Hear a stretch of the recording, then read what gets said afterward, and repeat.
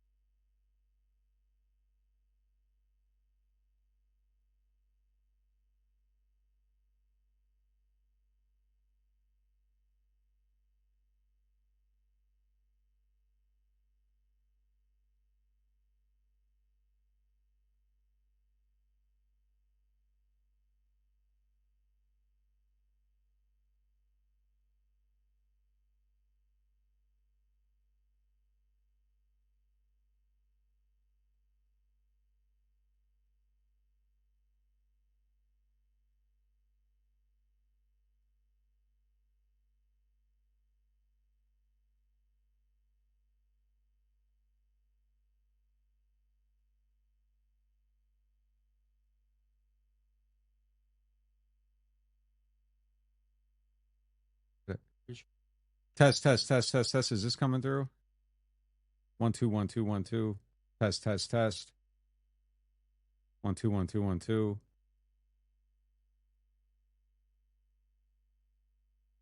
Why ain't it coming through? This don't make sense. There we go. All right, this is coming through. So why ain't it coming through the other way? All right, all right. I got sound right now. All right, I got sound back.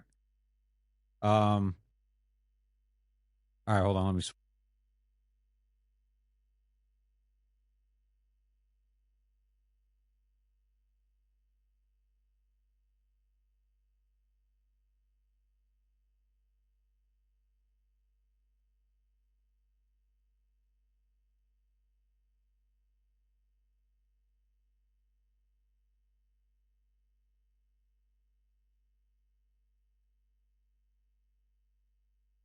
All right, so we don't got sound on the other window. We'll just stay up here. All right, but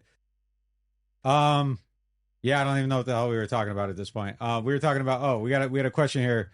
Regrade the draft as of now. You know what? Hold on. Let me fix this real quick.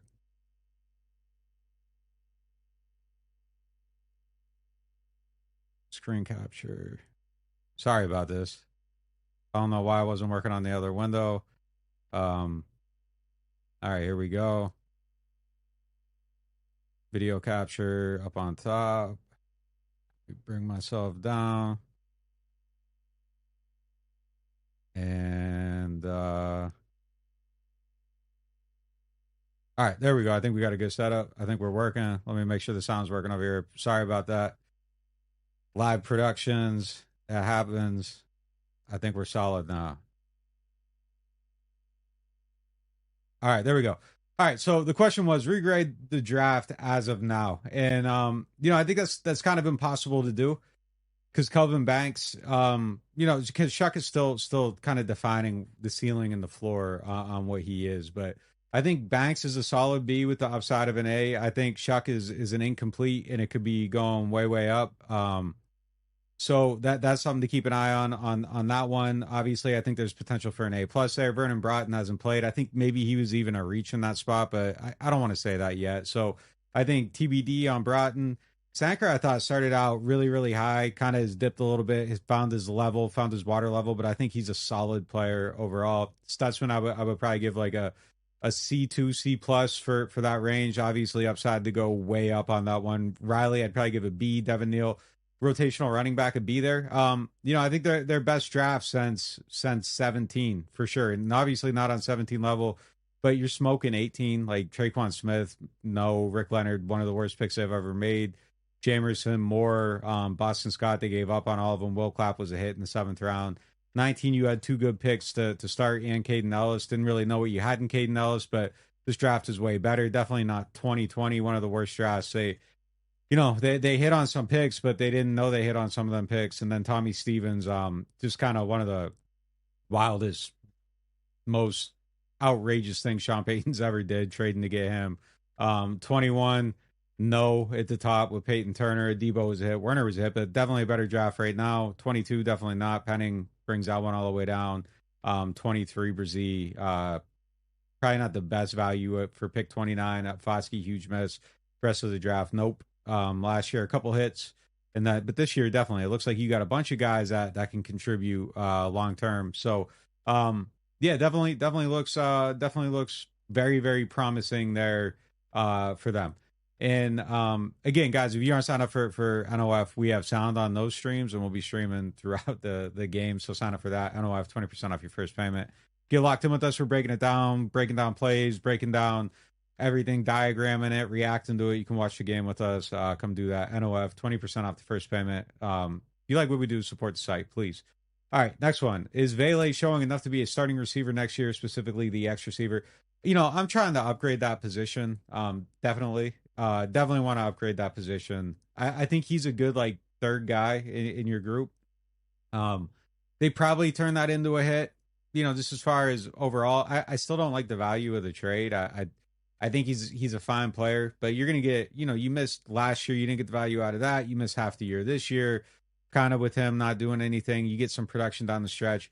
I think he's a good player. I don't love the trade. I think that you want to, I'm looking to get that other guy to go along with him and Chris. Either at pick 5 or pick 37 or wherever they're drafting at. I think you want to upgrade that. That's not a knock on Vele. I just think he's the guy that you probably want to pencil in for 3, 4 catches every week for 45 yards. And if he does that, great. Some weeks he'll give you more. Some weeks he might give you a little bit less. But I just think in today's league, like I think one of the ways people talk about number one receivers and all that, I kind of feel like it's a little bit not the idea of a number one receiver, but the way it gets defined, I think is a little bit outdated. There goes Zach Baum making a pick right now on that ball to Bowers. What a play. I think the way people kind of talk about that stuff is a little bit defined in the wrong way. The league's changed. Like Seattle 3's gone. Like you aren't just going to the outside and getting a big guy that's going to beat man coverage. And if he beats man coverage, he's off to the races, or he's not going to the outside and out jumping anyone. Obviously, like you still get those one-on-one situations, but I think, Smith Najigba is like the guy that I will probably want more than anyone. He's leading the league in receiving. He's a smaller guy, but with the two shell, the zone, the pattern match, like you really got to be able to run good, precise routes, run off of coverage. And it isn't all about just going to the outside and beating a guy one-on-one and winning like Randy Moss did. Like the league has changed. So I want a different guy there. I like Vele in the mix. Don't like the value of the trade, but yeah, I think he's really come around though. I think he's come around. They figured out how to use him. I think he's got good chemistry with Shough. I like all that stuff, but yeah, definitely want a different type of another high level player in that group. With all the needs this team has, would it be crazy to go in the next season with the wide receivers already under contract? Yeah, I think so. Like we don't know what Polk will be. I think they need like two weapons. I think they need two weapons. I think you need to get.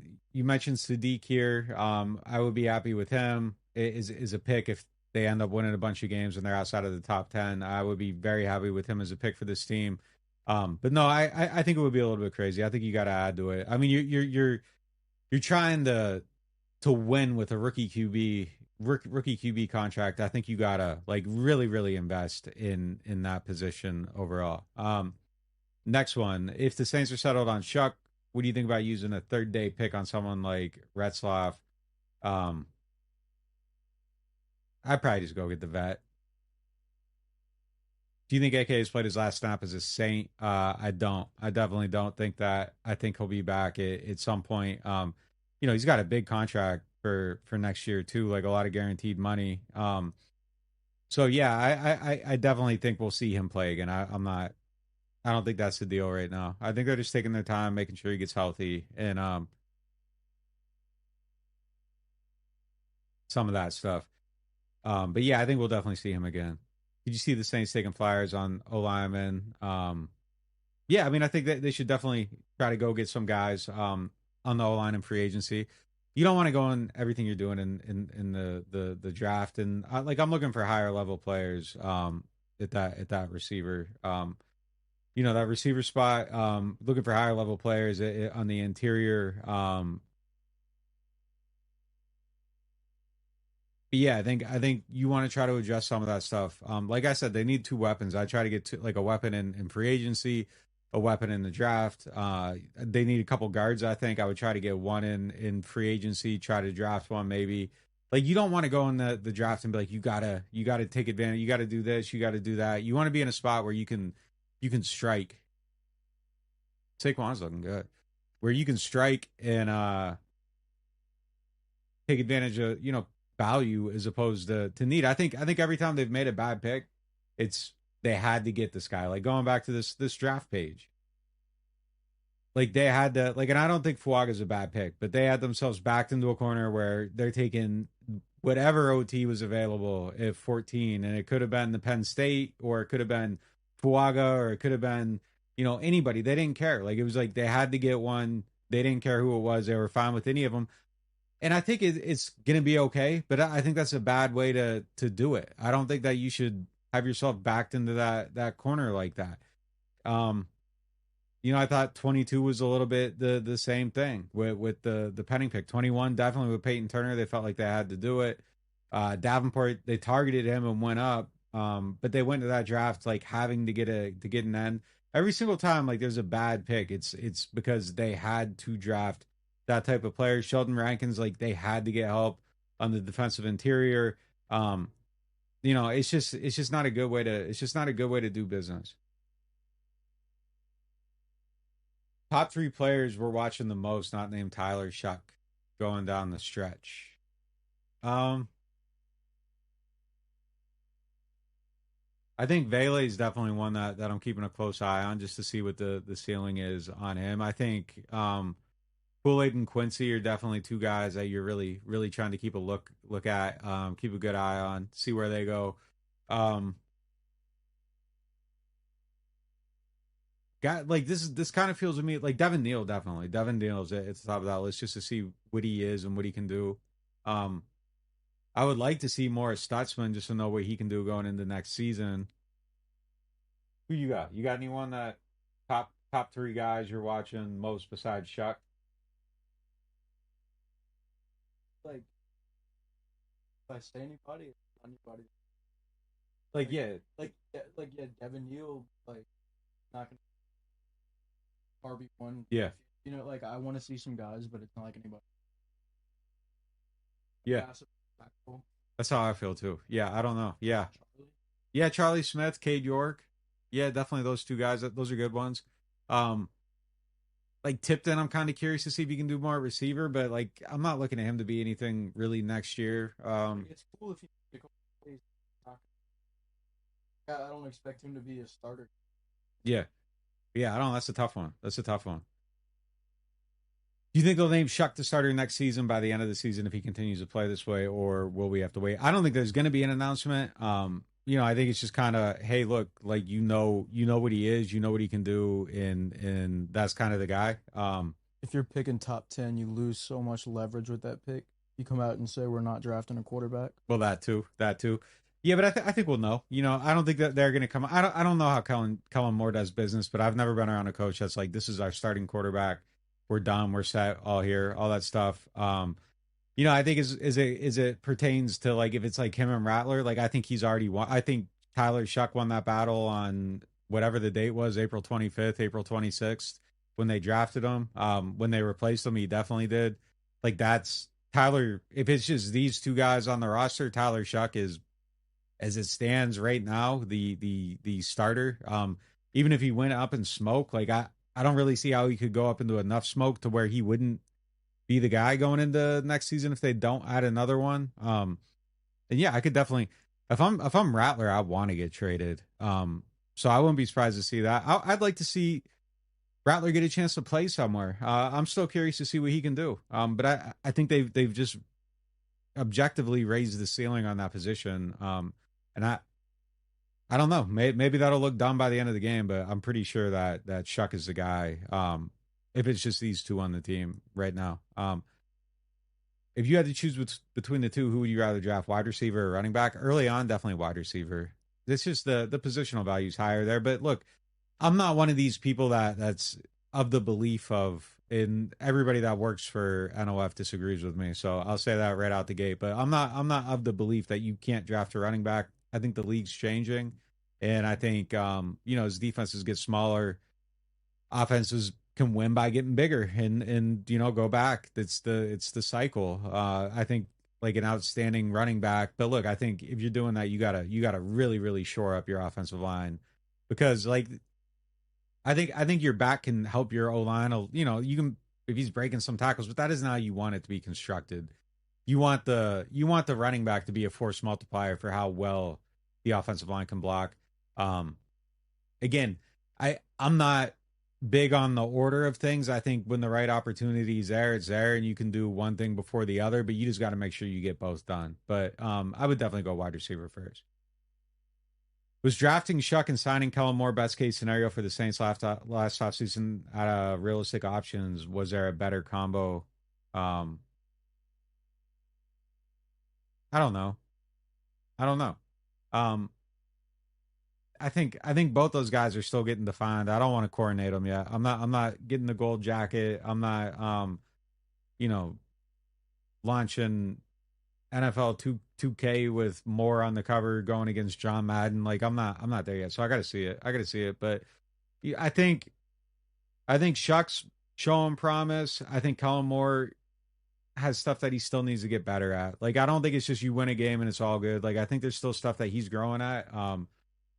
I think he can get there. I think he's just young, and I'm just being realistic. I'm not saying he's not good. I'm not saying he can't get better. I just think that there's things that both those guys got to get better at before we're all the way there. But I think Moore's smart. I think he's figuring stuff out. But let's see him get another TD on an opening drive before we say it's all good. Hopefully they figured that out last week. Good sign there. Saints have two things to figure out. They have a coach. Nothing else matters. Agree. Do you think training for Bailey was geared towards Shough and the expectation was that his utilization would increase with Shough starting? No, I mean, I honestly think that they got him.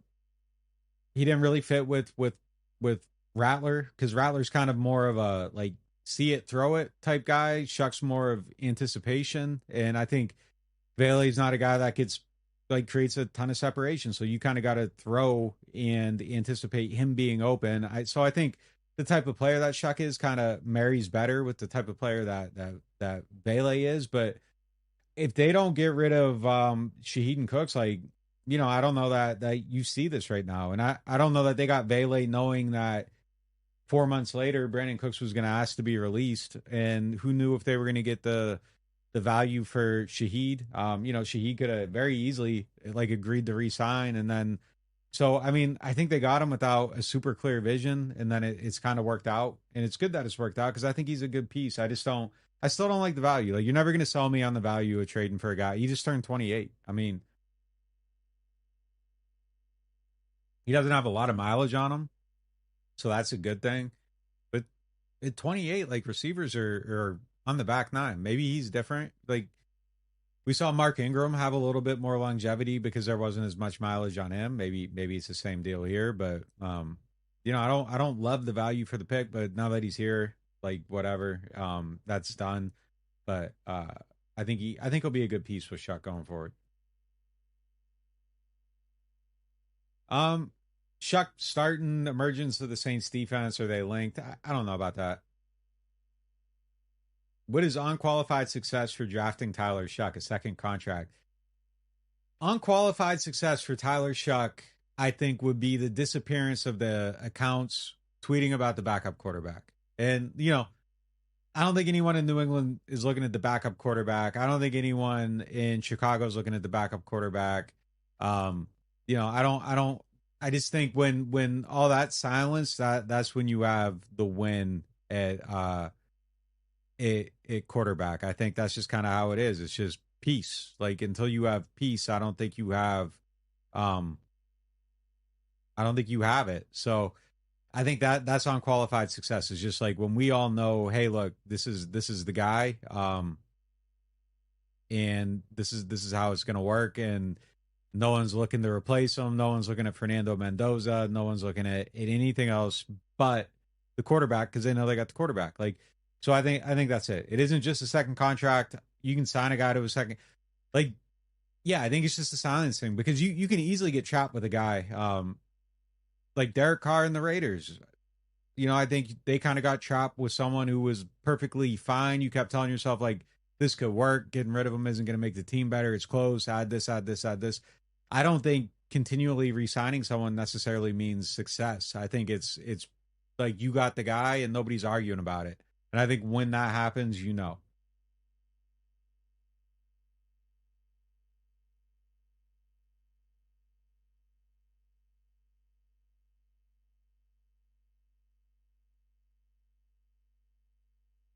All right, here's a good one. Salary cap situation is less than ideal, much less dire than previous years. How can this team create enough salary cap space to be competitive in free agency, but not significantly eat until next year's cap? The thing that I think is incredibly dangerous about where they're at and where the division's at, and Carolina ends up winning this thing, or Tampa does with 9 wins. The dangerous thing is this team itself. Like I was talking to someone this morning, and I'm going to use the Colts as an example.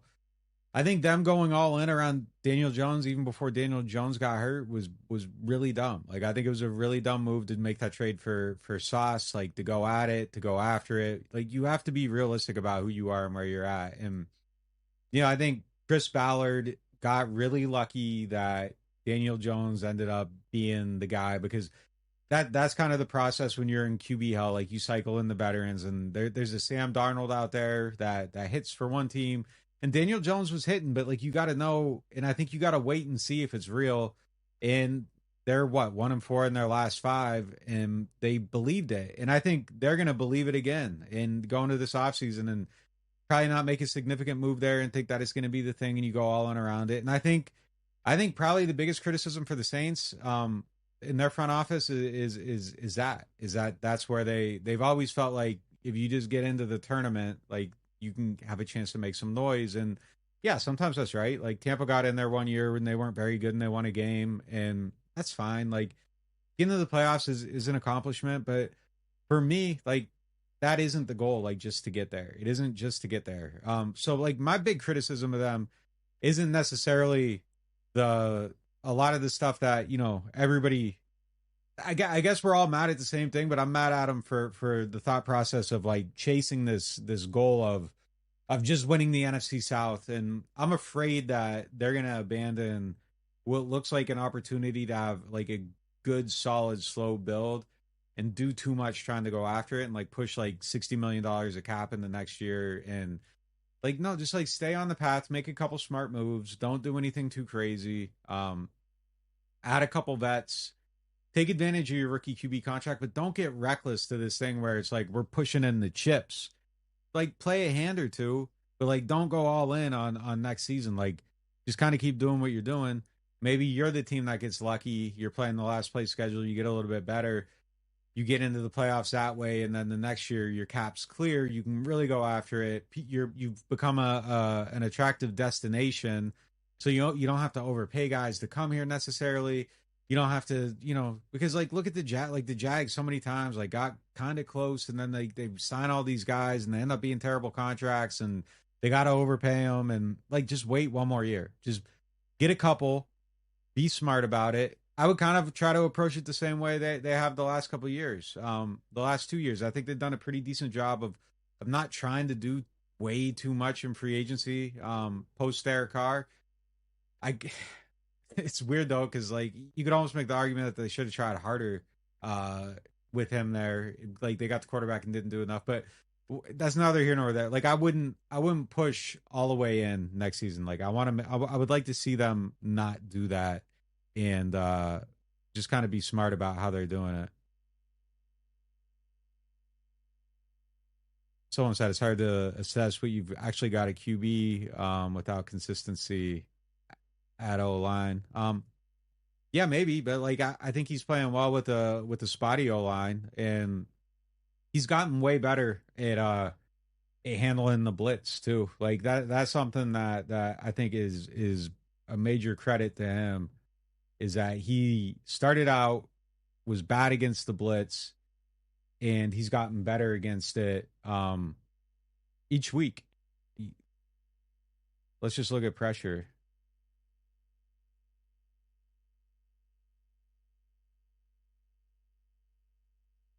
His pressure numbers have gotten better week by week. Like if you want to kind of gauge growth, um, I think there's things here that are worth being excited about with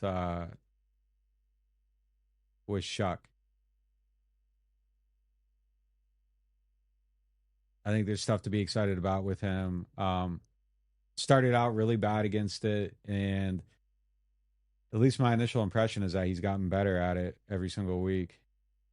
Yeah, last week he was 4 or 5 against it, 3 or 5 the week before, 7 or 13. Um, and against the Bucks he was 1 of 7, 0 of 5 against the Rams, was better against the Panthers, and he's been solid at it every single week since then. So yeah, there's definitely stuff that I think he's getting better at, he's improving at, and there's good growth there with a lot of that stuff. So Definitely encouraged to see him go that way. I would really like to see him show up the way he did against Carolina again in this game. Like seeing him do it against a team that's already gotten a look at him would be really really encouraging because like they know, and that's kind of the thing. This is kind of one of my favorite things about him though is just how dark red he's got that middle of the field. Fastest way to the end zone's over the middle. Really good in these areas. Obviously some of the deep ball stuff could be a little bit tighter. He's missed on a handful of those, but he's also hit on some. But these areas of the field, and then those clutch moments, like it just seems like he really comes through in clutch moments. Let's see what he's doing on third down on the passing map.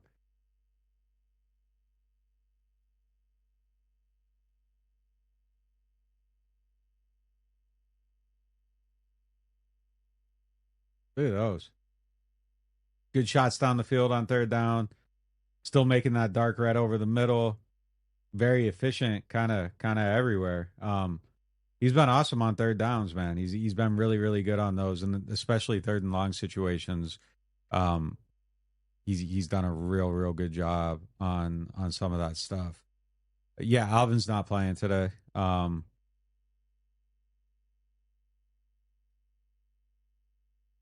Alvin's not playing today.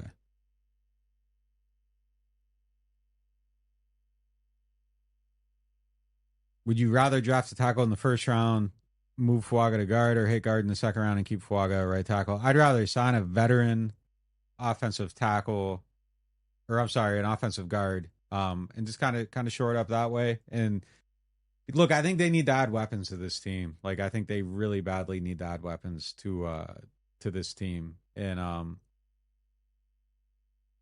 it's a major, it's a major, it's a major need for them right now to keep adding guys to those positions. But I'm going to wrap this up there. We'll be talking all throughout the game on NewOrleans.Football. Make sure you're signed up for that. NOF, use the code 20% off your first payment. Appreciate you guys watching this. Thanks for sticking with me as I work through the sound issues at the beginning. We will talk to you at kickoff. We got the post up on there right now, so you can go in there, start to chat up, fire it up. Me, Adam, and Kevin will be live all throughout the